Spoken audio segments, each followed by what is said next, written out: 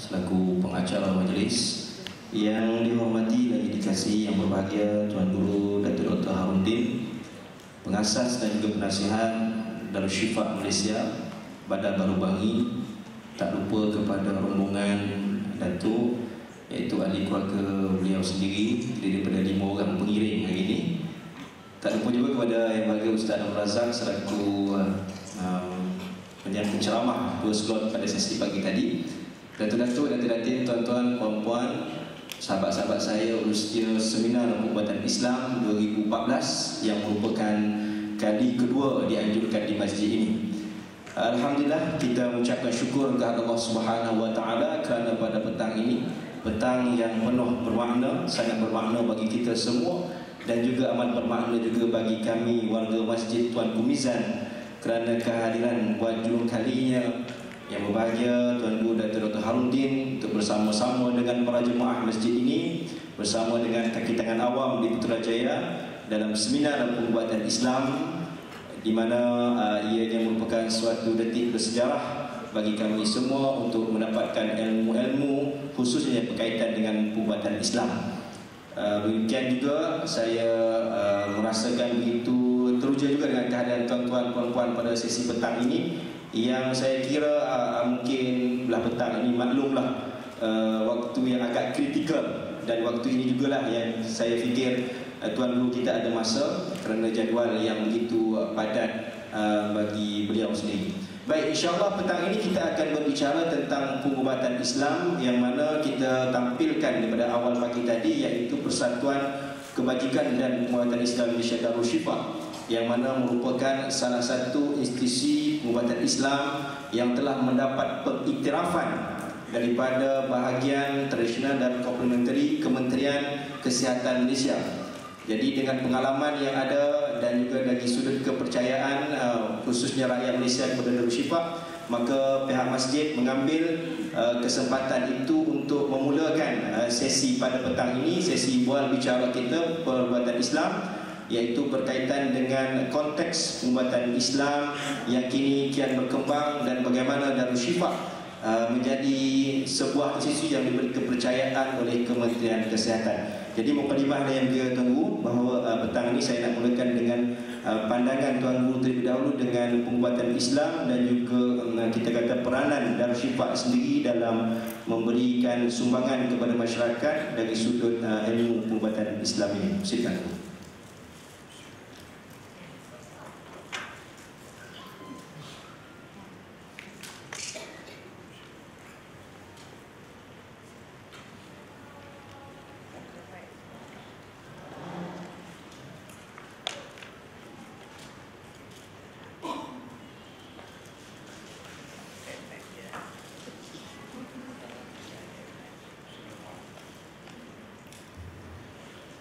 Assalamualaikum warahmatullahi wabarakatuh. Nahmaduhu wa nasta'inuhu wa nastaghfiruh wa na'udzu billahi min syururi anfusina wa sayyiati a'malina. Terpuji saudara-saudari yang dirahmati Allah sekalian, perubatan Islam merujuk kepada ruqyah sebagai satu cabang di perawatan Islam adalah merupakan suatu sistem terawal terulung dalam sejarah manusia yang beriman, yang tidak beriman. Tapi manusia sendiri pun dalam konteks Quran kita mengatakan bahawa walakinnal insana aksara syai'in jadala. Manusia ini majoriti mereka melawan Allah. Fama amana ma'ahu illa qalil, yang beriman sungguh dengan Allah Ta'ala sedikit saja.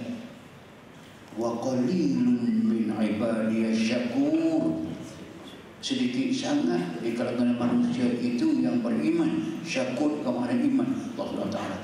Atas itulah maka makhluk-makhluknya kesemua kita lihatkan bahawa mereka adalah dijadikan wa ma khalaqtul jinna wal insa illa liya'budun.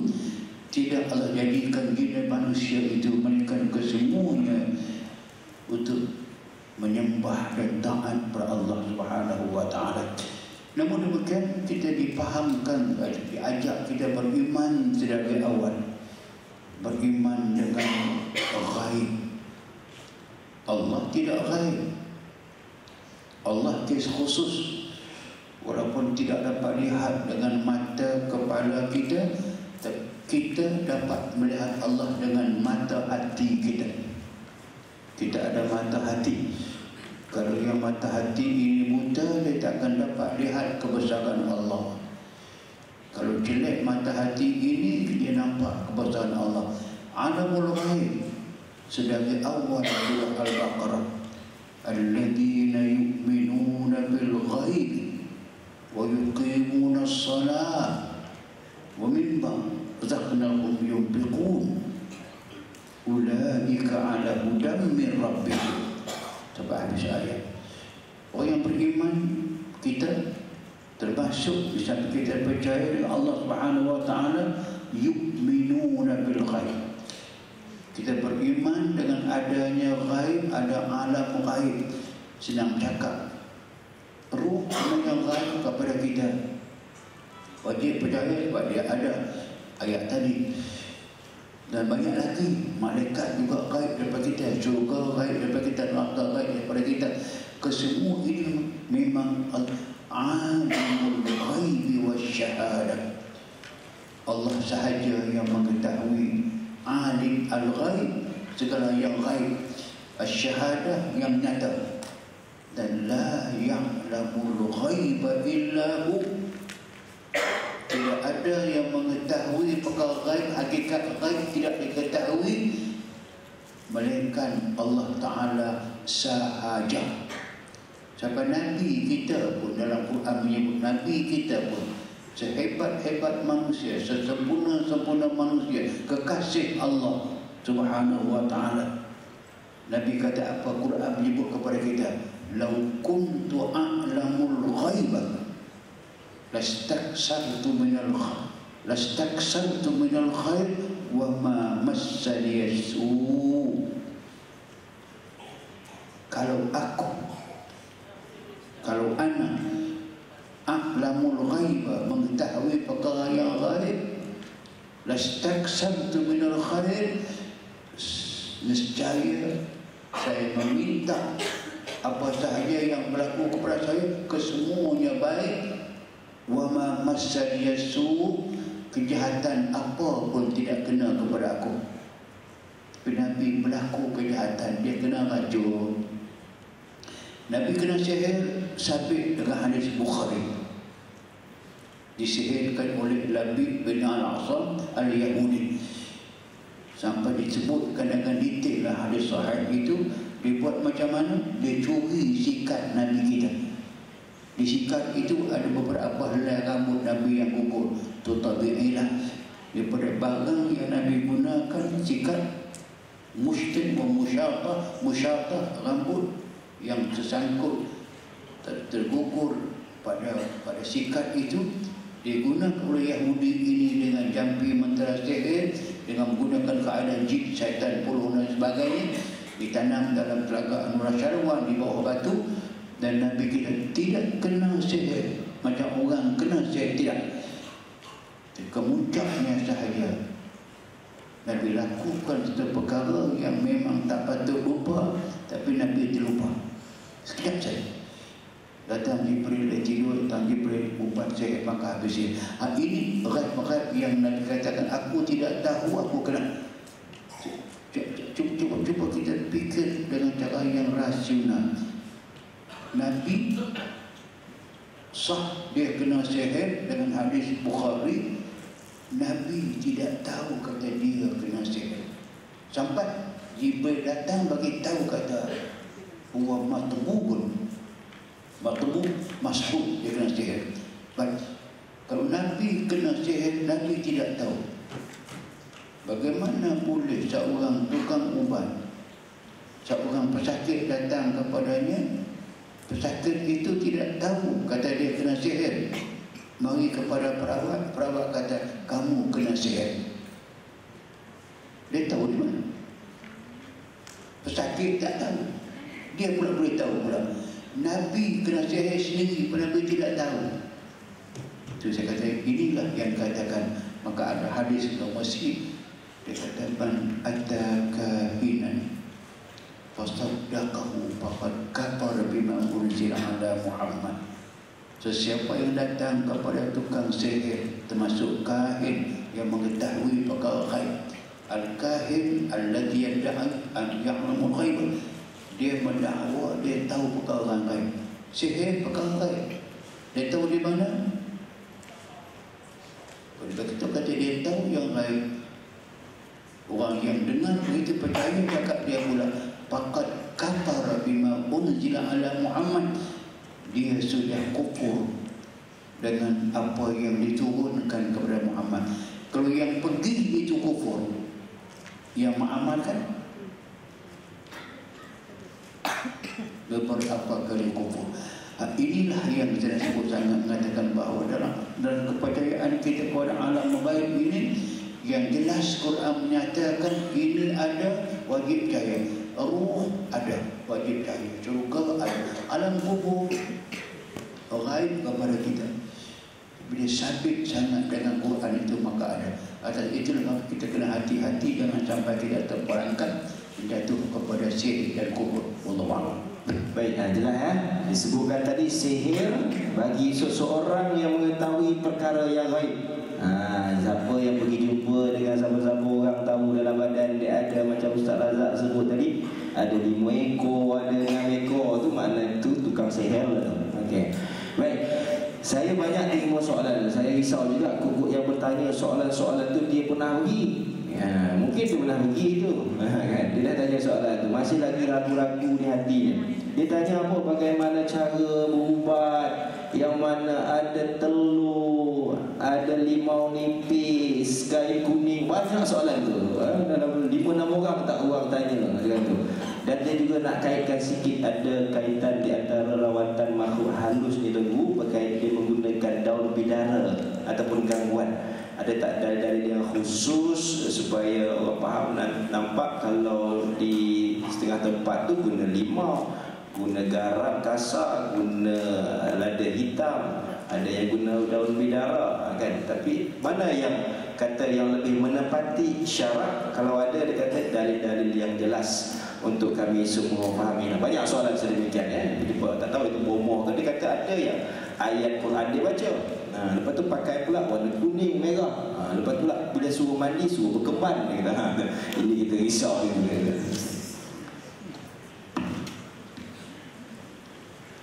Apabila berlaku penyakit dan berlaku, kita ada panduan syarak yang cukup jelas. Tadawu ya ibadallah, fa inna Allah lam yanzil da'ila wa anzala ma'ahu dawa, alima man alima wa jahila man jahila. Nabi kata, berubatlah, berikhtiar mencari sumber kesembuhan, berubat wahai hamba-hamba Allah. Kerana Allah Subhanahu wa ta'ala tidak menurunkan satu penyakit, melainkan Allah turunkan bersama-sama dengannya penawarnya, ubatnya, kesembuhannya.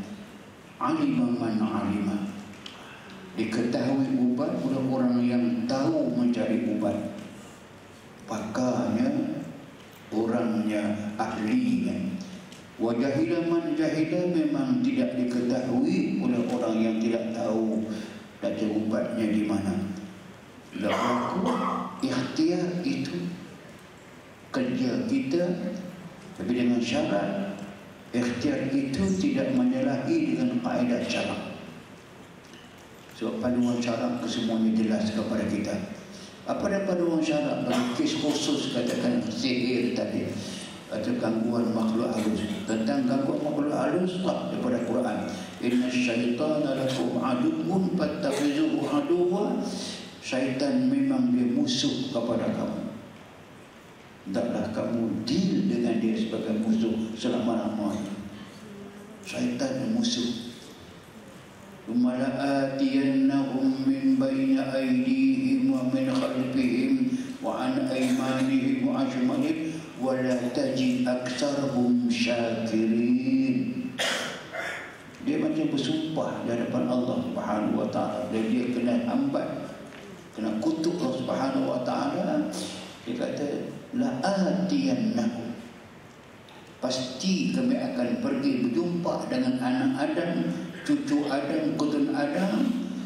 Depan mereka kami ganggu, belakang mereka kami ganggu, kanan kami ganggu, kiri kami ganggu. Wala tajib, susah kamu nak berjumpa di antara mereka yang selamat daripada gangguan kami, melainkan sedikit sangat yang boleh selamat. Dan ini banyak yang macam ini. Okey. Kerana itu maka bila timbul tadi penyakit yang khusus kepada soalan kepada sihir, memang syarat membagi panduan yang sahnya, yang sah bolehnya, yang tidak dipertikaikan oleh ulama-ulama yang muktabar, ulama yang boleh kira sebagai ulama, macam yang datang Jibril ke Nabi Muhammad. Dia meruqyahkan ruqyah syar'iyah. Bismillahirrahmanirrahim. Itu sah boleh. Dengan nama Allah saya meruqyahkan kepada kamu. Ruqyah ini ada ruqyah sadiqah, ruqyah kadhibah. Ruqyah sadiqah, jampi mentera yang benar yang datang daripada syarak. Ini apa dia? Sama ada doa yang maksud tadi, ruqyah Jibril. Dan ada pula hadis lain, Nabi suruh baca 3 qul. Qul Allah, qul falaq, qul binas. Sah. Ada hadis yang Nabi suruh baca ayat kursi. Ada hadis yang menyebutkan baca akhir surah Al-Mu'minun. Apa hasibtum annama khalaqnakum abatha, sampai kepada akhir. Kalau inilah cara ruqyahnya, maka ada asas kuat dalam hukum syarak yang boleh digunakan dan tidak dipertikaikan. Atas inilah ulama-ulama salaf dan khalaf, ulama 3 kurun yang pertama sampai kepada sekarang, sampai ulama-ulama muktabar sekarang, termasuk Mufti Saudi Arabia, Timbalan Mufti Utsaimin, telah menyebut dengan jelas, ittafaqal ulama ala anna ruqyah asyari'iyah. Ulama bersetuju mengatakan bahawa merawat manusia, mengikhtiarkan kesembuhan kepada penyakit manusia disyariatkan sekiranya memenuhi 3 syarat ataupun 3 kriteria.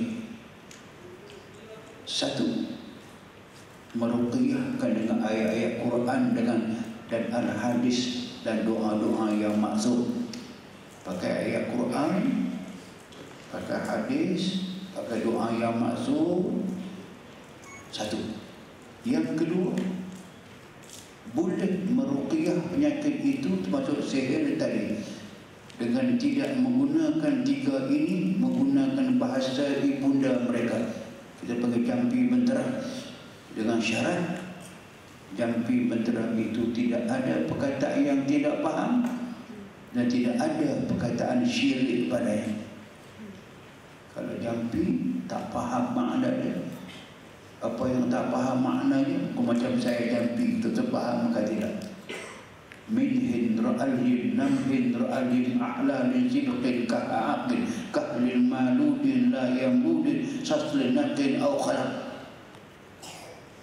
Kalau ada yang faham, saya tak faham.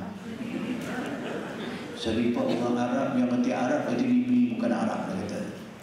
Bunyi main kot Siam, ripah orang Siam, ini bukan bahasa Siam. Tanya orang Jawa, kot Jawa ada Jawa totok seorang tu, bukan Jawa. Tanya Cina pun bukan. Dia kejepi yang macam ini, bahasa apa? Mungkin bahasa Jin kot. Ada yang setengah, tak faham setengah. Yang orang dulu sebut dengan K40. K40. Orang dulu untuk umur jika tak hafal K40 ni bukan umur. Kehebatan mereka K40 sebut. Kita pun belajar juga itu. Kapa kalau buka yang kawa kibatan kibka kahaga kaminu kabadu tahdi musyakatan kalak lakul kapal kabika kau kapal palagi kap dari 40. Nah apa yang tu 1000 tak boleh. Tapi tak faham makna kibka kahaga kaminu kana kuluk takar karbi kabadu tahdi musyakatan kalak laka kulluka kapal kama bika kakanaki kau kapal palagi ujung itu apa digunakan kaedah ilmu bintang palak kaukab bintang palak. Inilah maka tidak boleh masuk dalam ruqyah syar'iyyah. Itu yang kedua. Yang pertama ya Quran hadis boleh, yang kedua boleh bahasa ibunda tapi faham makna dia, tak ada yang tak faham dan tidak ada syirik pada. Dan yang ketiga mustahab perawat dan pesakit kalau dia Islam hendaklah beriktikad jampi mentera pengubat bomo bawang tidak boleh menyembuhkan penyakit, penyembuh penyakit Allah Ta'ala sahaja, lain tidak. Kalau lengkap tiga ini barulah ikhtiar tadi boleh pakai. Ikhtiar kesembuhan dia yang pakai gunakan sihir, gunakan 3 bahan kalau betul boleh. Adapun menggunakan bahan-bahan tambahan seperti menggunakan daun bidara, pertama dalam Quran ada sebut daun bidara fi sitrin makhtulin wa tarhin mandudin wa zillim mamdudin wa ma'in maskub. Saya punya kepahaman kalau ada jenis tanaman, jenis buah-buahan yang disebut dalam Quran, wattin waszaitun warumman mutasyabih wal mutasyabih wan nakhl, semua ini mempunyai nilai yang tinggi berbanding dengan tumbuhan yang lain dan boleh digunakan antaranya untuk berubat. Orang masuk syurga akan bersenang-senang di bawah pohon sidrin. Tapi sidrin sini adalah makna sidru bidara. Makhtu bidara dunia ada duri. Nak ambil daun bidara kena cemat-cemat, tidak dia kena dugi dia. Dugi dia agak besar sikit, sakit lama.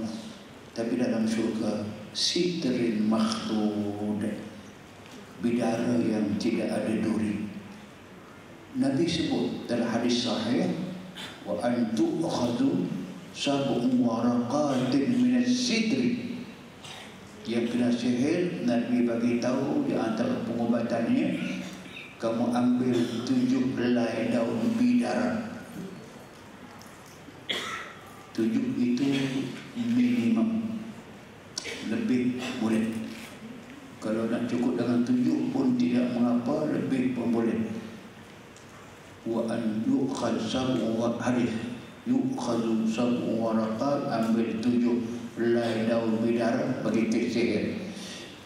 Wa an taluqaha baina hajarain, tumbuk dia dengan batu, dimasukkan dalam timba, bersih, masukkan air bersih, air doa yang bersih, air doa yang bersih, diminum. Wa an yashrab, dia minum daripada air daun bidara itu. Hadis wa an yusabba ala ra'si, dia kena tuang setinggi yang boleh. Ada orang boleh turun tuang, cuma jangan perawat laki-laki merawat perempuan yang bukan mahram.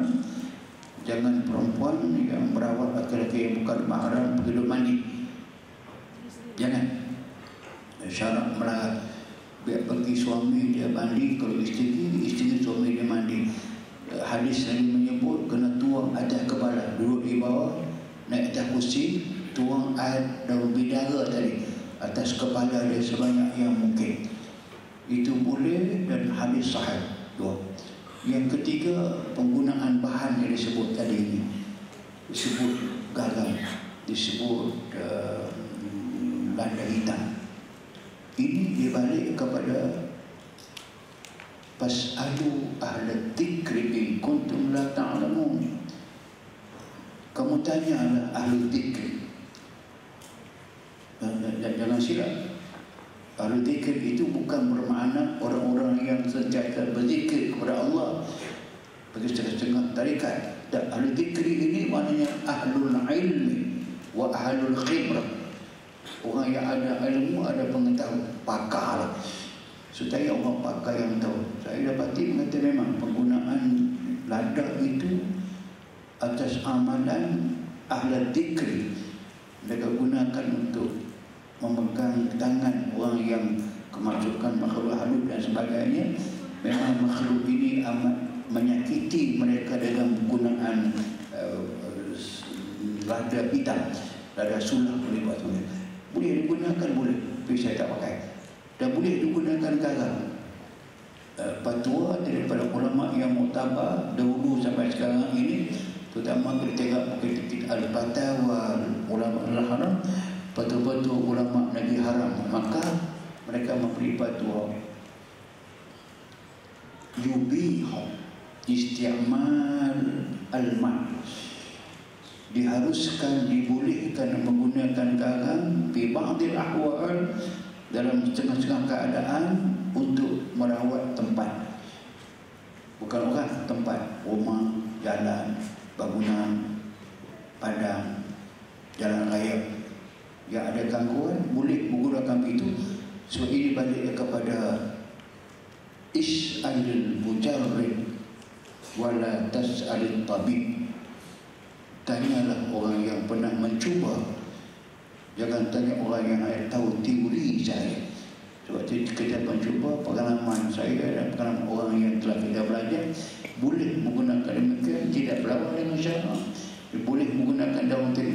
Adapun penggunaan kepada bahan yang memang jelas dilarang, seperti menggunakan tangkai, menggunakan kertas-kertas yang dipanggilkan azimat, menggunakan besi kuning, tadi sebut kain kuning, baju kuning dan sebagainya. Yang ini dia boleh membawa kepada syirik kepada Allah, kerana mereka akan meyakini, mereka akan merasakan bahawa tangkai itulah pelindung mereka, bukan Allah. Kain itulah pelindung mereka, pertahan mereka daripada syaitan dan sebagainya. Itulah dia pakai katakan bahawa sadduz zari'ah. Kaedah fiqh yang dipaham sangat oleh orang reti fiqh ini, darul mafasid muqaddamun ala jalbil masalah. Kamu tahan dar benda yang membawa kerosakan. Yang nak bawa kerosakan, kamu kena tolak daripada awal. Jangan mengharapkan maslahat yang akan kamu dapat. Maslahat tidak akan dapat apa kesembuhan daripada penyakit, tapi perawatan tadi itu mengundang kesyirikan kepada Allah. Itu mafasid. Itu kamu dahulukan. Maknanya jangan melakukan kaedah tangkai tadi, tak boleh. Lagipun tangkai ini adalah jelas innamar ruqa wat tamaim wat tiwala syirkun. Hadis sahih Muslim. Jampi mentera yang tidak syar'i, tamaim kesemua jenis tangkai, wat tiwala ilmu pengasih, menggunakan kaedah sihir, kesemua sekali syirkun, syirik kepada Allah. Wallahu a'lam. Baik, begitu jelas tuan-tuan dan puan. Hampir sejam kita banyak merungkai cerita-cerita tentang perubatan Islam ini. Jadi saya juga tertarik tentang soalan yang diajukan oleh saudara kita di sini.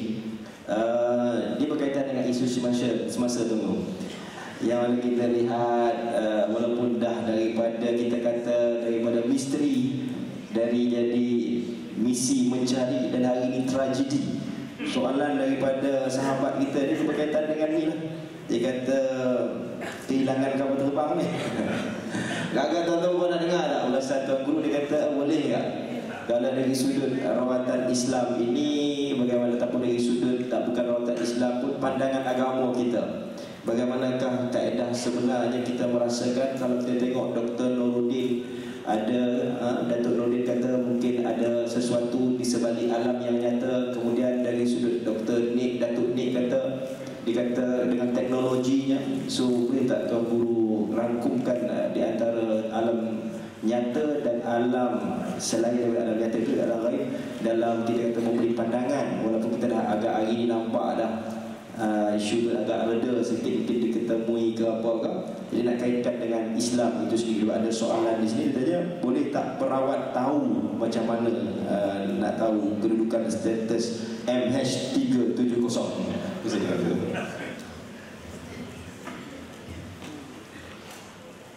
MH370, MH mana hilang.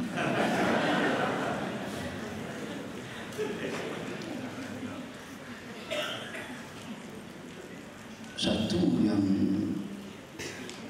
sepatutnya bermain dalam kepala kita, ini adalah musibah. Wa ma asabakum min musibatin fabima katabat aydikum wa yafu an katsir. Apa sahaja musibah, apa dia musibah? Ma asabanna min makruh. Apa sahaja yang terkena kepada manusia dengan yang dia amat tidak suka, dia benci, dia tak suka, berlaku, dia berlaku juga. Macam berlaku, bukan saja kita yang merasa makruh, semua dunia merasa tersentak dengan makruh. Fabima kasabat aydikum. Itu adalah balasan Allah kepada manusia antara perbuatan tangan kamu, kuasa kamu, kehendak kamu melawan Allah Subhanahu wa taala. Wa yafu an katsir, namun demikian Allah ampunkan banyak kepada kita. Okey. Lihat kepada peristiwa kehilangan ini memang misteri. Saya dah sebut itu, saya setuju, memang misteri. Misteri jawapannya tidak dapat dengan mudah. Jawapannya berbagai-bagai dan kesemuanya main agak-agak belakang. Agak-agak ini sampai kepada yang diisytiharkan kapal terbang itu berakhir di lautan Hindi. Bagus kita terhempas. Dia kata berakhir. Berakhir ada dua makna soalan itu. Berakhir di atas, berakhir di bawah. Berakhir di atas, dia sudah terkeluar daripada alamul musyahadah, dia masuk kepada alamul ghaib. Kalau lepas ke bawah, dia alamul musyahadah, jatuh atas air, mesti ada bukti. Takkan tidak pecah. Kalau pecah, beg yang ada dalam kapal itu tidak kurang daripada 300 beg yang besar-besar. Beg ini beg Samsonite semua yang tahan air sebagainya. Pelampung ada 400 biji pelampung. Tak nama pelampung, melainkan dia menimbul. Tak menimbul, bukan pelampung. Banyak kotak tisu ada. Macam mana dia akan timbul, macam banyak pun dia akan timbul. Selagi tidak ada satu bukti nyata ini kepunyaan mana hilang 370 itu, sepatutnya ditunggu dahulu sampai ada bukti. Kalau bukti tidak ada, mereka dengan hanya teori mirasat dan sebagainya itu, beberapa orang yang tahu tentang teori berjumpa itu diangkatkan daripada penggunaan satelit, penggunaan radar, apapun. Saya nak jawab soalan tadi itu bahawa Apakah tidak ada? Apakah tidak ada? Saya tak nak mengatakan. Saya tak kata kapal terbang ini tergantung antara langit bawah tu. Cuma saya pernah melawak jawapan orang yang keluar dalam Facebook. Saya kata mana? Saya kata saya tahu kapal terbang itu dilaporkan hilang. Hilangnya di mana? Hilang di udara. Okey, cari di mana? Cari dalam laut. Tempat hilang tak cari, pergi cari tempat lain. Dia buat macam mana? Di mana dia? Saya mengakui, ahli ilmu mengakui, Alhamdulillahirabbil alamin. Segala puji bagi Allah Tuhan yang memiliki sekalian alam. Alami plural daripada alam. Banyak alam. Berapa alam Allah Ta'ala buat? Buka tafsir. Tafsir mana pun? Qurtubi, Alusi, Ma'ani. Nabi kata Allah telah menciptakan inna lillahi samanina alfa alam. Allah buat, Allah maha kaya, maha hebat. Allah buat 80,000 alam. Buat dunia satu daripada alam musyahadah.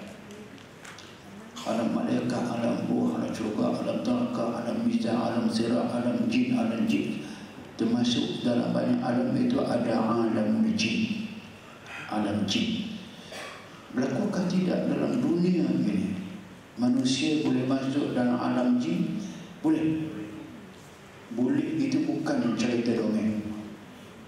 Sabit dalam hadis ada sahabat yang hilang daripada pandangan orang zaman Nabi. Keluar semayang subuh, tidak balik ke rumah berhari-hari, berminggu-minggu, sampai keluarga jumpa dengan Nabi, minta tolong tanya tentang kawannya, hamba tidak balik-balik. Nabi tak tahu gaib, tapi ada Jibril bisik kat Nabi, bagi tahu dekat dia, kata mereka bersabar, dia akan balik kemudian. Sabar 4 bulan. 4 bulan kemudian dia balik terus jumpa dengan Nabi, menceritakan pengalaman dia. Sahabat-sahabat mengatakan, akadab ta'ala Rasul, hang cerita bohong dekat Nabi. Sebab kata dia tumpang, duduk, masuk dalam air, macam-macam cerita orang, macam khayal. Nabi kata, isma'u, ada hadis khurafah. Diam, dengar, dicerita. Rupanya kawan tu namanya khurafah. Itu asal mencerita khurafah tu. Khurafah dia cerita betul. Rupanya dia telah keluar pagi semayang, pagi subuh, ular seekor hitam menghalang jalan dia nak pergi ke masjid. Dia segera mengambil batu, dia campak batu atas ular itu mati.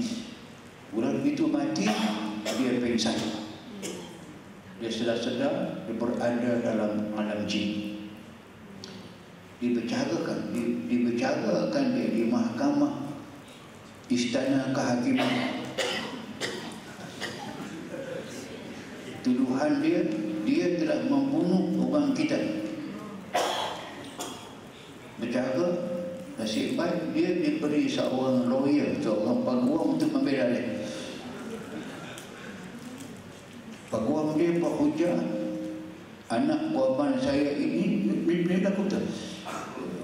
Peguam dia menghujahkan depan hakim, anak korban saya manusia tidak bersalah, orang kita yang bersalah. Kerana mengapa orang kita pergi menjelma dalam bentuk ular yang menjadi musuh kepada mereka.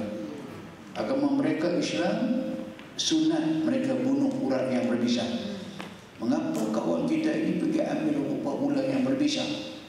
Pada dia tak tahu kata dia jin. Dia bunuh, dia tidak salah. Atas hujah itu 4 bulan berjara, dia dibebaskan, dihantar balik ke alam manusia. Sampai ambil yang kedua. seorang perempuan zaman Umar Al-Khattab mengadu dekat Umar, suami tak balik, hilang. Umar bukan Nabi. Nabi Jibril beritahu. Umar tak tahu suami pergi mana. Kamu sabar, bersabar ke tidak? Tak disabar dah. Umar telah menghukum kepada dia, mulai saat ini suami kamu dikira makut, kira mati. Beridahlah idah mati daripada hari ini selama 4 bulan 10 hari. Lepas itu kemana kau boleh kahwin. Habis idah ada. Ada orang yang meminang dia berkahwin. Berkahwin dalam bulan madu tu, suami dia balik. Tengok-tengok isteri dia ada lelaki lain lah. Apa kono ni? Ceritalah yang tadi berlaku. Maka lelaki-lelaki yang hilang tadi itu, yang balik semula, yang isteri tadi orang kahwin, pergi jumpa dengan Umar. Umar kata, ma baluka ghibta an zawja kadha wa kadha sana. Apa ni hang sebagai suami hang biar isteri kamu dengan tidak balik tinggal tahun-tahun dah pernah boleh. Dia kata, boleh kamu, aku ada excuse. Aku bukan lari, bukan pergi. Aku telah satu pagi ditawan oleh jin-jin kafir. Aku masuk dalam alam jin kafir. Jin kafir menggunakan aku sebagai tentera mereka nak lawan dengan tentera jin Islam yang berperang dengan mereka. Berperanglah kami dengan itu berapa lama sampai pada peringkat tentera kafir ini yang aku dalam mereka kami kalah. Yang mati-mati, yang lain hidup, aku ditawan. Ditawan masuk dalam kalangan tentera jin Islam. Mereka dapati aku dah sembahyang, aku tak Islam tak, hang Islam tak. Aku ke Islam. Kami beramal dengan hukum Islam, orang Islam tidak boleh menjadi tawanan kami. Sebab kamu tertawan, kamu tidak boleh ditawanan kami, bebaskan kamu. Pilih antara dua. Nak turut duduk sama dengan kami, ahlan wa ta'ala. Nak balik, kami hantar balik. Maka dihantar balik. Ini banyak dikisah yang macam ni. Makna dua alam berada dalam satu alam. Alam dunia kita ini, atas ini juga ada alam jin. Termasuk dalam itu memang kita boleh hilang. Atas itulah Allah Ta'ala buat ada dalam dunia ini satu kawasan nama dia Bermuda Triangle. Bermuda Triangle berlaku sangat dah. Banyak sangat kisah. Berpuluh-puluh kapal terbang dan satu skuadron masuk Bermuda Triangle, hilang ke semua sekali. Berpuluh-puluh, beratus biji kapal laut dah masuk kawasan Bermuda Triangle. Tak tahu di mana. Hilang itu sahaja. Kalau itu boleh berlaku dengan ceramata kasar, ini satu sahaja kalau nak berlaku boleh hilang masuk dalam alam ghaib. Sebab itu saya sebutkan, saya mengatakan bahawa selagi tidak ada satu bukti yang mengatakan MH itu jatuh, maka sepatutnya kena tahu dulu dan cari dulu. Kalau kesemua memang tak ada sebarang bukti, balik yang kedua. Mengapa duk cari dalam alam musyahadah sahaja? Mengapa tidak cari dalam alam ghaib? Ada orang ke tidak? Mengapa tidak ada? Kita berani tahu yang itu. Kalau ada jalan yang macam itu, saya mengatakan bahawa tidak heran bahawa ini lebih jawapan kemudiannya mengatakan ini sebenarnya tidak berlaku dalam alam. Sebab saya tengok tidak sangat munasabah bagi kapal yang sedang bergerak dengan begitu elok dan baik. Tak ada sebarang kecacatan dan kesalahan. Dan tidak, saya kenal dengan kapten, saya kenal. Anak dia kahwin pun saya yang mengahwinkan. Saya kenal. Dan keluarga dia jumpa dengan saya. Jumpa, tak ada sebarang tanda. Dia telefon, akhir pun cakap baik. Nak tuduh kata dia, kenapa berlaku demikian? Memang itu benda yang tak dapat jawab dengan akal. Jawab dengan iman boleh. Dan temu nanti Satu masa nanti mungkin akan terbuka segala-galanya. Allah. Alhamdulillah, lebih dekat lagi kita dengar lagi Kapten Zahari itu dikenali oleh Tuan Guru. Lebih kita yakin spekulasi-spekulasi yang ada tu abaikan. Tunggu saja ya, insya-Allah. Yang penting kita yakin bahawa itu adalah satu qada daripada Allah Subhanahu wa taala. Baik, masa kita sekarang 3.40. Masih lagi berpuas hati ataupun nak teruskan? Tuan Guru dah benar. Tapi Tuan Guru dah nak catat lagi tu, dia ada nanti soalan ni. Baik, insya-Allah kita teruskan soalan-soalan yang kita rangkumkan. Bagaimana kita lihat di sini, kita pun dah nampak tadi secara umumnya alam rahsia, alam jin itu dirukai oleh Tuan Guru sendiri.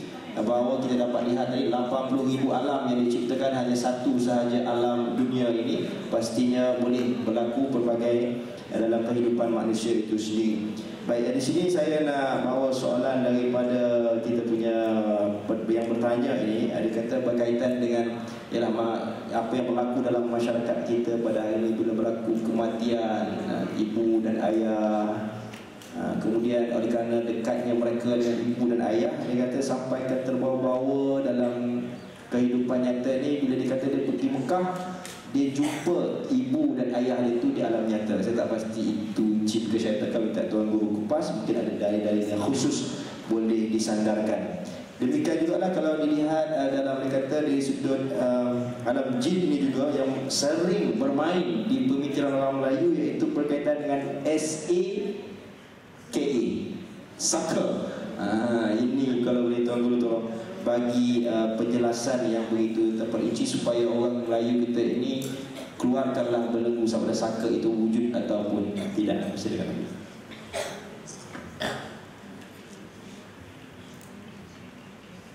Terlalu banyak peristiwa yang berlaku dalam alam manusia ini tidak boleh dirungkai melalui ilmu pengetahuan sains moden ataupun sains empirikal. Kerana sains, objek dia ialah material, benda, alam, sesuatu yang dapat dilihat dengan tabung uji, terima tidak balas, dapat dilihat dengan mata, baru dah boleh buat kesimpulan. Jika tak nampak dengan mata, maka mereka tidak menerima. Seperti yang tadi cakap tentang alam jin, memang tidak ada perkiraan itu dalam alam sains. Dan balik kepada bertanya kepada khusus kepada masalah mimpi, memanglah mimpi dia tidak berlaku dalam alam nyata. Dia berlaku dalam alam mimpi. Mimpi ada alamnya. Alamul hulm, alam mimpi. So, tafsirannya pun ada tafsirul alam. Kerana itu maka mimpi ini dalam kaedah syara'nya, mimpi 99% daripada mimpi itu adghasu ahlam, satu sahaja daripada mimpi-mimpi itu dipanggil mubasyirah. La yabqa minan nubuwwati ila al-mubasyirat. Qalu wa mubasyirat, qala ar-ru'ya as-sadiqah. Dan begitu tidak tinggal lagi dah habis dah daripada kenabian. Bila kenabian itu bukan fizikal, itu alam gaib. Dan wajib percaya dengan adanya malaikat, adanya luh mahfuz, adanya wahyu, adanya kehebatan malaikat boleh turun naik di luh mahfuz, turun ke bumi ini dengan sekelip mata, dengan secepat yang mungkin mereka dapat. Okey. Keajaiban yang berlaku dalam alam mukjizat, kenabian, la yabqa, dengan aku mati nanti habislah segala kehebatan itu, melainkan satu sahaja Allah tinggal. Apa yang Allah tinggalkan? Al-Mubashirah. Basyara, yubashiru, mubashir, berita-berita yang baik. Sahabat tanya, apa dia ya Rasulullah mubashirah? Nabi jawab, ar-ru'ya as-sadiqah, mimpi-mimpi yang benar. So, mimpi ini pun kalau dia banyak sangat yang banyak mengaku pada adghasu ahlam wa ma kunna bi'alimin. Mimpi-mimpi yang mengarut ini ada tukang tilik pun tak boleh tafsir mimpi. Macam mimpi Fir'aun mereka tak boleh tafsir. Tapi kalau ada yang mubashir yang mimpi betul, yang di antaranya mimpi berjumpa dengan Rasulullah, itu jelas muttafaqun alaih. Walaupun yang mimpi itu dia berjumpa bukan Nabi yang sebenar, tapi kerana mimpi itu disebut Nabi kepada dia, terimalah itu mimpi yang benar walaupun yang dia nampak bukan Nabi. Contoh dia, orang report kat saya, dia pergi cari seorang kawan Batu Kim, mimpi tak tahu rumah di mana, jumpa dengan sebuah rumah, ada seorang pakai seluar pendek, badan dia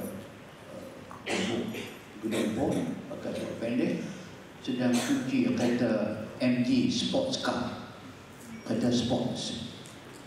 Cuci, dia tanya kawan dia, alamat yang dia cari ni, kau tu sakah, dia kata, tak tahu aku siapa, tak tahu, aku Nabi-Mu Muhammad SAW.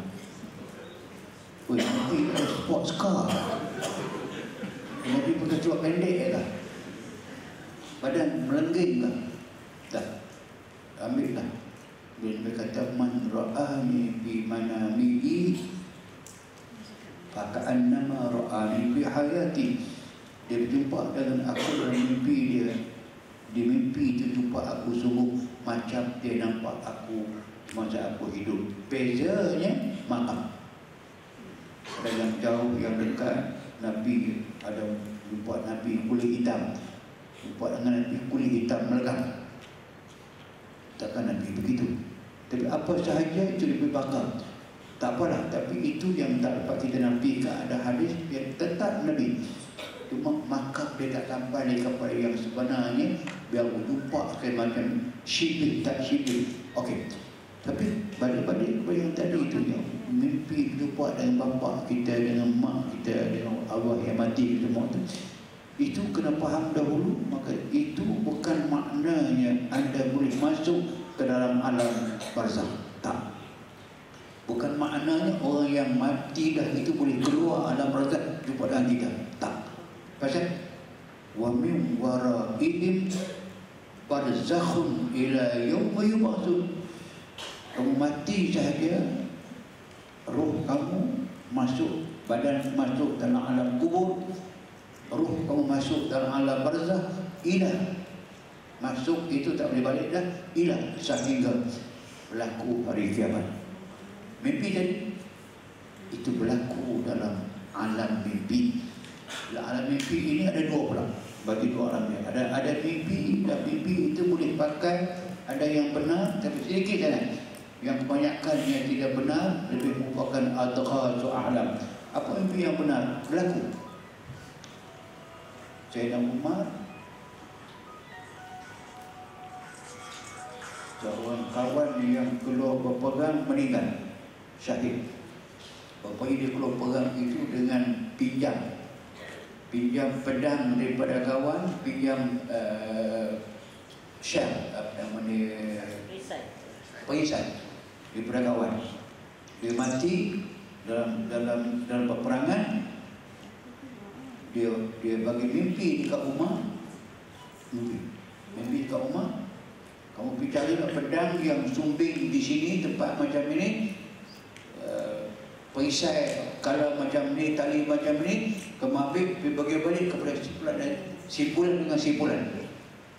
Umar melaksanakan mimpi itu seperti yang dia minta kepada orang tu mati dah. Maka itu sebagai ru'ya sadiqah, yang benar. Kebanyakan daripada mimpi-mimpi kita berjumpa dengan orang telah mati itu banyak yang dipengaruhi oleh suatu makhluk yang nama dia qarinun. Qarin ada 11 kali dalam Quran, banyak kali sebut. Wa man man yattakhidh asy-syaitanu lahu qarinan fasa'a qarinan. Sesiapa yang telah mengambil syaitan itu sebagai kawan rapat dengan dia, itu yang kawan rapat, itu yang qarin. Fasa'a qarinan, dia berkawan dengan kawan yang paling jahat. Satu masa Nabi balik ke rumah Aisyah. Entah kenapa Aisyah bad mood pada pagi itu.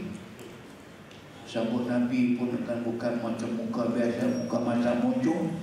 Bercakap pun bahasa macam tak tentu arah. Nabi tanya, awaja'a syaitanuki ya Aisyah? Nabi tanya Aisyah, awaja'a, apakah datang kepada kamu sekarang syaitan yang mendampingimu wahai Aisyah? Aisyah terkejut. Ama'ai syaitan? Aku ada syaitan lah. Bal ma'i, bukan kamu saja ada, aku pun ada. Walakin Allah a'anani wa aslamtu. Allah tolong aku Islamkan syaitan yang berdamping dengan aku. So, syaitan yang berdamping dengan manusia ni dipanggil qarin. Ya, inilah yang banyak berlaku dalam mimpi. Malah tidak sahaja dalam mimpi, berlaku dalam alam nyata. Apabila dia telah kembali ke rahmatullah, dia kemumikan dah. Malam tu, besok ke minggu kemudian, orang berjumpa dengan dia di alam nyata. Jumpa dalam alam nyata. Ini banyak berlaku ni dalam di Mesir, banyak cerita. Di Mesir berlaku macam berlaku di Malaysia. Di Malaysia atau Mesir berlaku satu peristiwa sebab saya terlibat. Ini saya terlibat. Seorang lelaki baku putus cinta. Lelaki putus cinta kerja ke Lombok, dia duduk di Melaka. Jadi balik akhir minggu dia balik ke Melaka, sampai dari UPM tu, UPM kat Bangi tu, ketika tu ada satu bus stop. Hujan petang, hujan sikit-sikit, dia tengok ada seorang budak perempuan pegang payung, tahan dia tengah jalan. Budak perempuan seorang diri, mau dia pula hujan pula, dia kata kesian. So dia berhenti, tanya dia dari mana, kata dia balik ke Senawang. Tak apalah, saya telah hantar. So naik, baju hujan dengan payung tak di belakang kereta, pail tak belakang kereta, duduk depan. Sambil jalan nak sampai ke Senawang, duduk tengok pun ni punya budak lawa. Dia putus cinta. So, dia tengok, hati dia kena. Tak tahu lah, berikan cerita. Lepas tu dia kata, okey, sampai kat Senawang tu, dia pergi hantar. Dia kata, jangan pergi depan rumah mak. Depan rumah mak saya. Mak saya dia cemburu, dia nampak saya banyak lelaki mati saya. Jadi dia berhenti kereta itu dan senang 3 buah rumah gitu. Masa budak ni keluar daripada kereta dia. Tadi hujan, ni tak hujan. Keluar seorang diri, pergi sampai datang ada rumah, ada pokok mangga. Dia babai, dia masuk. Dia jumpa balik. Sampai ke Melaka, bayang rupa budak tu cantik, tapi lupa ambil handphone tadi. Silap besar. Pagi esok pula nak bersalah orang muda nak cuci kereta. Tengok belakang kereta dia ada file, ada payung dan ada baju hujan. Ini very good chance. So, sebab dia hari Jumaat, satu Ahad dia balik daripada Melaka nak pergi ke Kuala Lumpur. Dia pergi singgah kepada rumahnya dengan alasan nak bagi balik file, baju hujan dengan payung. Dia sampai ke rumah tu, dia tahulah tempat malam tu. Sampai tengok ada makcik seorang tu. Dia pergi awal lah, bersapu sampah. Dia pergi salam. Bernama Salimah saya. Makcik, lepas ini rumah Salimah. Makcik tengok di atas ke bawah, apa hal nak? Ni betul ke ni rumah? Betul, apa hal? Saya nak bagi balik file dia yang tertinggal. Saya tulang tak dia malam tu sebab hujan. Minta maaf lah aku, saya buat ini. Memang saya tahu apa dia. Bagi balik. Kata, anak mai masuk rumah. ada gambar Salimah ni. Ini kan Salimah kan anak makcik mana kan? Dia tanah ni anak makcik mengaji UPM tahun 3. Dia nak balik, tunggu bas, tunggu taksi di bus stand depan UPM tu. Ada Hindu mabuk, langgar dia mati 6 bulan sudah mati. Yang kamu cakap semalam bagi hantar ni siapa punya? Tapi betul, file-file dia. Makcik ingat file dia. Baju ni memang baju dia betul. Payung makcik tak kenal, tapi baju dia, file-file dia. Tapi dia mati 6 bulan setengah dah anak. Dia jumpa dengan Ustaz. Saya ketika itu, saya tak takut tapi serem. Yang inilah dipanggil qari. Berlaku itu qari. Dan qari inilah yang banyak datang mimpi dalam kita. Kadang itu mimpi yang bukan-bukan, mimpi yang tidak kena mengena dengan apapun. Ini bukan alam musyahadah, alam ghaib dan alam jin. Nak kena faham ni, kena faham qari ni. So qari ini memanglah Quran sebut dengan jelaslah, wa man yattaqi syaitan lahu qarinan fasa'a qarin. Kalau kita biarkan itu terus berlaku, maafkan saya, sah sangat. Saya sedang merawat dah lama dah tak datang seorang perempuan, kematian suami. Maafkan saya. Lepas seminggu kematian suami, hampir setiap malam suami dia balik ke rumah dia dan bersetubuh dengan dia. Dia tahu itu suami dia, sah itu suami dia, itulah PL suami dia, itulah cara suami dia buat dan sebagainya. Setiap malam datang mengganggu, bukan mengganggu tapi tidur sebagainya. Saya katakan ini adalah qarin, dan qarin jahat. Memang syaitan. Bolehkah syaitan bersetubuh dengan manusia? Tak timbul soalan. Boleh. Nabi sebut dalam hadis yang sahih, kalau kamu mendatangi isteri kamu yang sah, isteri kamu tidak berdoa kepada Allah Subhanahu wa taala dengan doa yang pendek, Allahumma jannibna syaitan wa jannibish syaitanu ma razaqtana. Ya Allah, hindarkan kami, aku, daripada syaitan dan jauhkan syaitan daripada rezeki anak yang bakal lahir daripada perhubungan kami ini.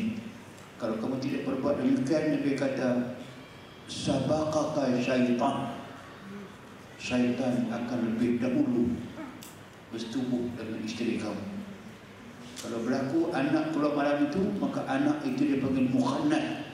Al-mukhannasin, inilah yang dipanggilkan bahawa syaitan boleh berkongsi. Wasyarikhum bil amwali wal aulad. Syaitan boleh berkongsi dengan manusia. Harta yang dia dapat, kalau kata haram, itu kepunyaan syaitan dengan kamu. Wal aulad, dia boleh kongsi keturunan. Anak kita yang keluar itu anak syaitan. Itu yang Quran beritahu. Atas itulah, maka balik soalan tadi itu, inilah yang banyak berlaku dalam kehidupan manusia. Kerana kurang pengetahuan kita tentang makhluk halus ini yang kita bercakap dan sebagainya, maka banyak jadi berdaya dengan syaitan dalam hidup. Kita kena percaya sampai dalam mimpi pun kita diperdayakan. Di antara yang mimpinya, ada orang dalam satu mimpi sahaja dia boleh mengubat jadi bomo besar, bomo sedunia. Boleh mengubat orang dengan mimpi malam satu hari sahaja, besok berubah dan hebat berubat. So, bolehkah ilmu perubatan datang dalam mimpi? Walaupun jawapannya boleh, apakah ini tidak memberi peluang besar kepada syaitan menggunakan mimpi itu untuk mengajar kita ilmu perubatan yang dalam itu ada kesyirikan kepada Allah Subhanahu wa taala. Wallahu a'lam. Sikit je Ustaz, yang saka tadi. Oh, saka.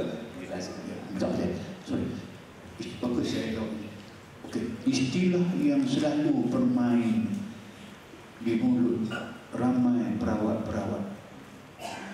Mudah sangat menyebut penyakit kamu ini adalah penyakit saka.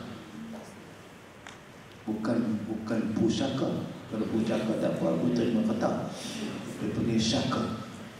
So, saya agak banyak masa saya mengkaji hal saka. Dan saya jumpa orang-orang yang ada saka. Dan saya mengaku dengan tuan-tuan dengan cara yang ikhlas. Lepas saya ada isteri saya, ada anak saya.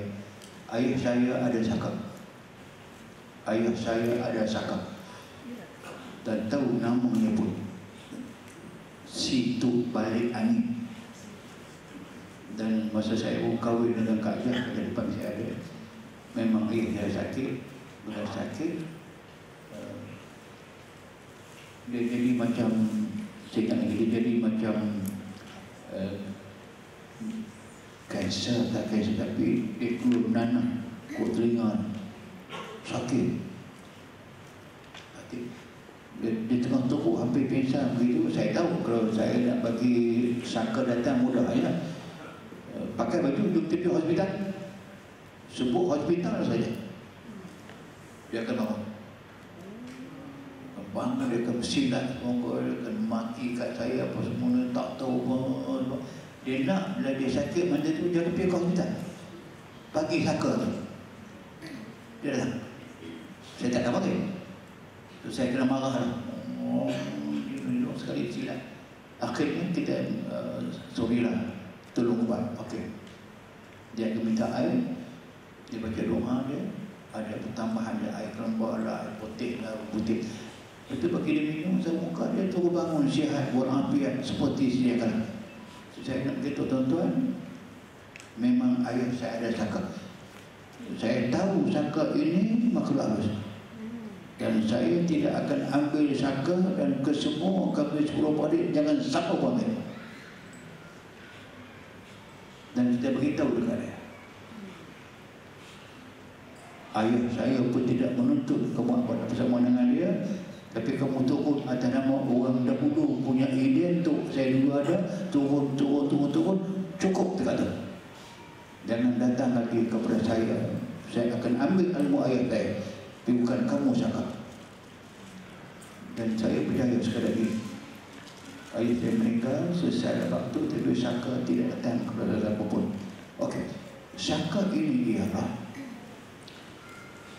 dampingan kepada manusia, makhluk halus yang dicari oleh orang dahulu, yang mereka pastikan makhluk itu makhluk yang minnal muslimun, yang Islam sungguh berkawan, boleh tolong ke tidak? Hukum dia tidak boleh berdamping, tapi mereka boleh melakukan. Innahu kana ya'uzuna rijalun minal jin minal ins. Itu boleh laki-laki minta perlindungan daripada mereka. Bila minta perlindungan boleh minta ubat daripada mereka. Banyak ubat, macam sihir itu perbuatan makhluk halus. Okey, bila mereka telah berdamping dahulunya, telah ada perjanjian. Tadi di antara benda bila kita makhluk halus berlaku dalam rumah, tempat dan sebagainya, memang ada amalan yang maksud untuk mereka keluar, untuk mereka jauh, untuk mereka tinggal tempat itu. Ada doa yang maksud yang dipakai.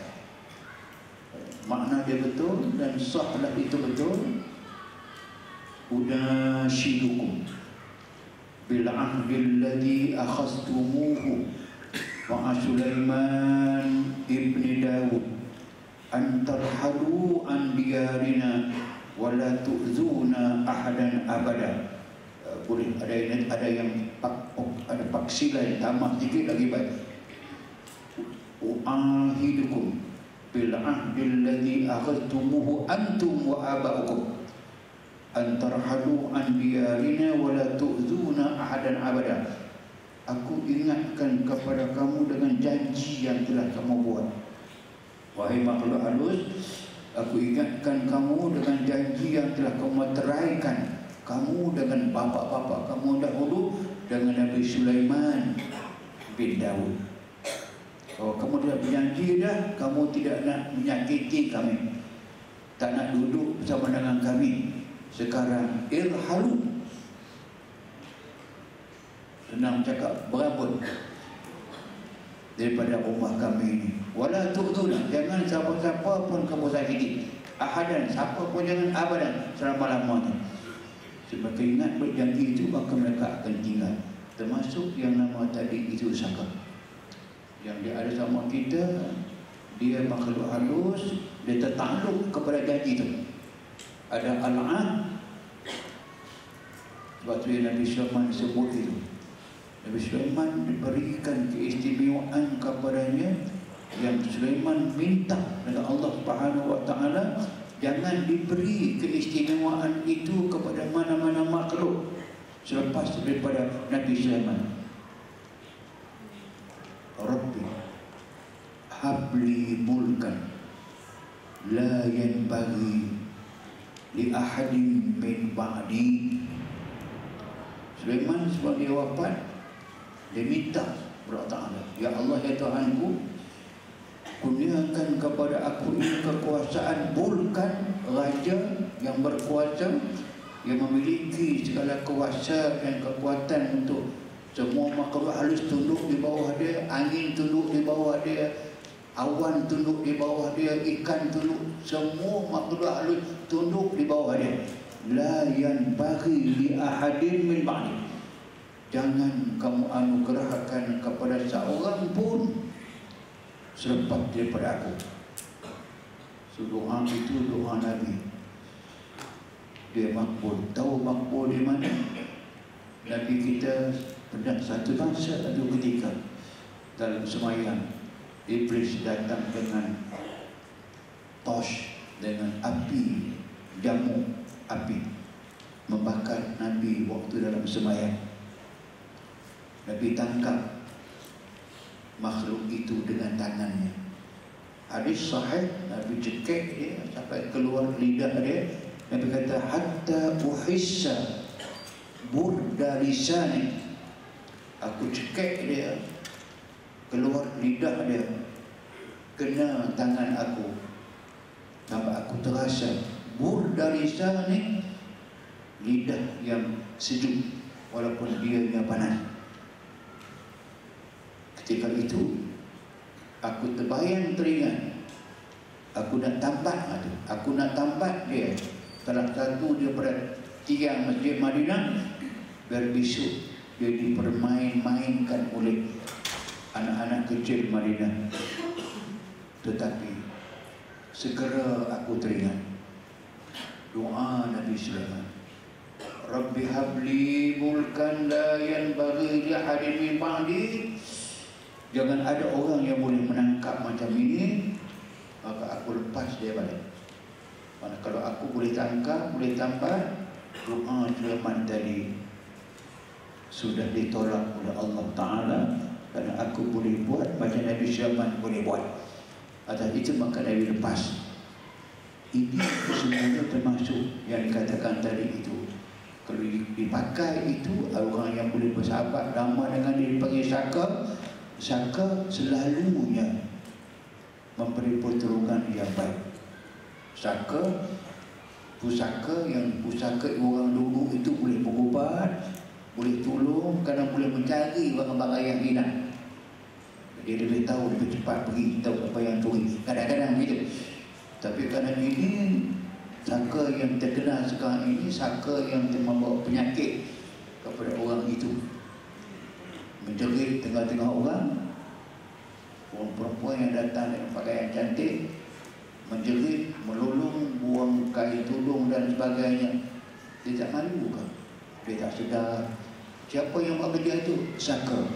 Saka, wah, bagi dia menyeksa cucu macam ni. Saka tekniknya. Sebab saya kata apa? Maka yang datang ini sudah bukan Saka dah. Dia sudah merupakan dampingan dia, makhluk halus jala yang mengganggu dia. Tapi kita menggunakan perkataan Saka. Kalau dikaji balik perkataan itu, rupanya kita tidak sedar, kita sudah menuduh datuk dia, nenek dia, membela makhluk halus. Sedangkan membela makhluk halus itu dilarang di sana. Kalau mereka menggunakan ilmu sihir, sah ilmu kufur. Kalau kita mengatakan Datuk dia ada saka, maka kita tuduh Datuk dia melakukan dosa besar. Mengapa nak mungkin orang yang telah mati dah dosa kata dosa dia dengan Allah Ta'ala sahaja? Jangan tuduh. Sepatutnya saya nak syorkan kalau orang ada ilmu itu yang boleh mengetahui orang itu ada makhluk halus, berubat sahaja, tolong selesaikan sahaja. Jangan tuduh, jangan apa kata dia ada saka. Ada saka itu maknanya dia ada makhluk halus yang dipunyai turun-temurun daripada keluarga dia. Menyusahkan hati seorang itu pula dia ada saka. Dia mati, anak dia pula akan diganggu. Anak mati, cucu pun diganggu. Mengapa kita bebankan begitu banyak masalah? Sebab itu maka pada saya, saka patut dibuang daripada istilah pengobatan Islam, kerana dia mengundang banyak keburukan. Boleh rawat, kita rawat saja. Boleh doa, doa saja, jangan menambah. Sama dengan doktor yang peker, doktor yang sensitif dengan pesakit. Seseorang pesakit datang dekat dia, dia tes darah tengok, dia dapati bahawa pesakit itu ada kanser stage 4. Doktor yang peker, yang genuine, dia takkan bagi tahu dekat pesakit itu kamu kena kanser. Sebab bagi tahu itu tidak menolong, pesakit akan sembuh. Dia akan down dan down. Sebab itu dia tak beritahu. Rawat saja. Saya nak pakai kaedah itu. Kalau Allah Ta'ala beritahu kepada kita perawat, orang itu ada saka, jangan sebut. Ada makhluk halus, jangan sebut. Tak apa, saya doakan kita rawat. Apa yang ada pada anda itu insya-Allah Allah Ta'ala akan sembuhkan. Itu lebih baik kepada pesakit daripada menakutkan dia dengan tiap-tiap. Wallahualam. Baik, alhamdulillah jelas ya tentang saka ni. Kalau ada sesiapa kita jumpa dengan orang yang merawat mendakwa diri kita ada saka, maka jauh-jauhkanlah orang yang sedemikian. Saya ada pengalaman, kadang-kadang orang tak kahwin, dia kata saya ni tak kahwin sebab saka ke? Ada. Lepas tu dah kahwin tak ada anak, saya ni saka ke suami saya saka? Dah ada anak pula, kahwin 5 tahun bergaduh pula tu. Gaduh-gaduh suami saya saka. Aduh tak habis saka sampai mati saka ya. Okey, baik, alhamdulillah tuan-tuan dan puan-puan, kita telah bersama-sama panjang lebar bersama dengan tuan guru kita dalam bual bicara penguatan Islam ini yang saya kira memang tak cukup masa, tapi maklumlah kan masa kita terlalu terhad untuk kita bincang. Saya dah rangkumkan soalan-soalan itu. Walaupun saya mohon maaf sekiranya ada soalan-soalan yang tidak dapat dijawab. InsyaAllah doa sama-sama kita boleh bawa tuan guru sekali lagi ke masjid ini dan kita bawa kepada soalan utama pula insyaAllah. Walaupun bagaimanapun kita akan bersama lagi bagi berkesempatan yang saya dapat maklum. Saya pun dah cek tuan guru punya diary pada 8 dari bulan 4. Saya ingat ini pertama untuk Putrajaya Asraya Wilayah ini di Surau Al-Husna, kuliah maghrib di sana di Pusat 9. Bagi insyaAllah dan kita doa sama tuan guru sehat untuk sama-sama kita hadir ramai di Surau Al-Husna itu. Walaupun Masjid Tuanku Mizan belum lagi sama dapat untuk tidak di ruang solat utama. Baik tuan-tuan dan puan-puan, insyaAllah kita mohon izin daripada tuan guru sebelum kita tutup majlis ini. Untuk di sini ada hajat daripada jemaah kita, peserta kita untuk sama-sama berdoa dan air yang disediakan. InsyaAllah kita sama-sama mengaminkan doa, mudah-mudahan Allah Subhanahu Wa Taala menyembuhkan apa juga hajat yang kita mohon. Silakan tuan guru. Wa qala rabbukum ud'uni astajib lakum. Da'awnaka ya Allah fastajib lahum du'aana ya sami'ad du'a. Allahumma salli ala sayyidina Muhammad wa ala alihi wa sahbihi ajma'in. Alhamdulillah akmalil hamdi wa atammahu ala kulli hal wa fi kulli hal. Wa na'udzu billahi min ahwali ahli dhalal fi dhalal. Ya Rabbana la nuhsi sana'an 'alaika kama athnayta 'ala nafsik. Falakal hamdu qabla ar-ridha wa lakal hamdu ba'da ar-ridha. Yughithana daiman abada. Allahumma inna nahnu 'abiduka ya Allah وأبناء عبيدك يا رحمن نواصينا بيدك ماض فينا حكمك عدل فينا قضاؤك نسألك الله بكل اسم هو لك سميت به نفسك أو علمته أحدا من خلقك أو استطعت من الغيب عندك يا الله أن ترزقنا الصحة والسلامة يا الله ارزقنا الصحة والسلامة والعافية يا رحمن ارزقنا الصحة والسلامة والعافية والمعافاة الدائمة في الدين والدنيا والآخرة اللهم يا الله عافنا من كل بلاء الدنيا يا كريم اللهم عافنا من كل بلاء يا أرحم الراحمين اللهم يا الله اللهم اشفي مرضانا وصحح أجسادنا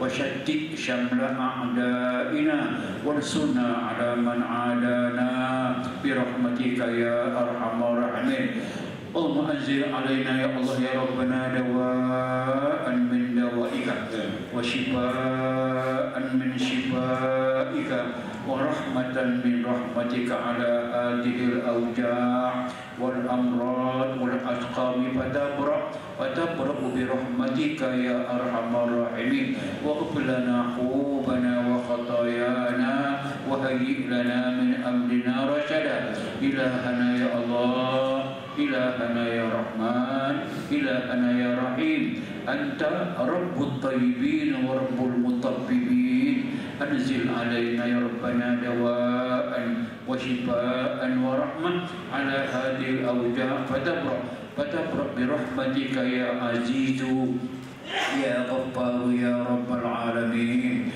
اللهم إنك تعلم سرنا وعلانيتنا فاقبل معذرتنا وتعلم حاجاتنا يا الله يقضي حوائجنا يقضي حوائجنا يقضي حوائجنا حقق رجاءنا حقق رجاءنا حقق أجرنا واشفي مرضانا وصحح أجسامنا يا كريم برحمتك يا أرحم الراحمين ربنا تقبل منا دعاءنا واقضي حوائجنا حقق رجاءنا يا سامع الدعاء يا سامع الدعاء دعواهم فيها سبحانك اللهم وتحيتهم فيها سلام وآخر دعواهم أن الحمد لله رب العالمين تقبل الله منكم.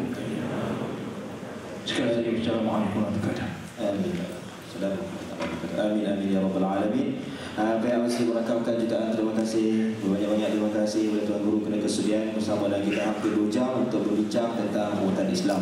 Jadi saya mengucapkan juga terima kasih kepada keluarga Tuan Guru yang sempat hadir. Tak lupa kepada Ustaz Razak yang daripada pagi sampai petang menanti setia. Terima kasih juga kepada tuan-tuan dan puan-puan kerana terus bersedia tak bergerak dalam majlis bismillah kita pada ini. InsyaAllah panjang umur tahun depan kita jumpa lagi. Jadi saya dengan ini sudah dengan wabillahi taufiq wal hidayah. Wassalamualaikum warahmatullahi taala wabarakatuh dan saya serahkan kepada Ustaz Hamdani. Waalaikumsalam warahmatullahi taala wabarakatuh. Demikianlah tadi moderator kita Ustaz Muhammad.